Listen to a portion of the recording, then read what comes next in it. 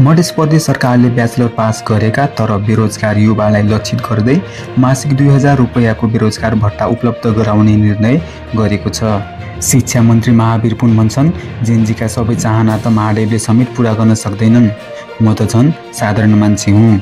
नेभी सङ्घ सभापति डुजाङ शेर्पा भन्छन्, मोइस बस्नेतमाथि बेलुन प्रहार गर्ने नेभी सङ्घका कार्यकर्तामाथि कडा कारबाही गरिनेछ।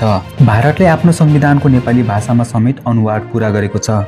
नेपाली भाषा सहित कुल 9 भाषामा संविधानको अनुवाद तयार गरेर सार्वजनिक गरिएको हो। यस कदमलाई बहुभाषिक सम्मान र विविधताको पहिचानका रूपमा हेरिएको छ। सरकारका अनुसार संविधानलाई विभिन्न भाषामा अनुवाद गर्दा भारतका विभिन्न जाति समुदायले आफ्नो मातृभाषामा संविधान बुझ्न र अध्ययन गर्न सजिलो हुने विश्वास गरिएको छ। नेपाली भाषामा गरिएको अनुवादले भारतका नेपाली भाषिक समुदायलाई कानुनी विषयहरू बुझ्न अझ सहज बनाउने बताइएको छ। यससँगै भारतले आफ्नो संविधानलाई धेरै भाषामा पहुँचयोग्य बनाउने अभियानलाई नयाँ चरणमा पुर्याएको छ। अनुवादित प्रतिहरू अब अध्ययन, शिक्षण, अनुसन्धान तथा सार्वजनिक जानकारीका लागि प्रयोग गर्न सकिने जनाएको छ।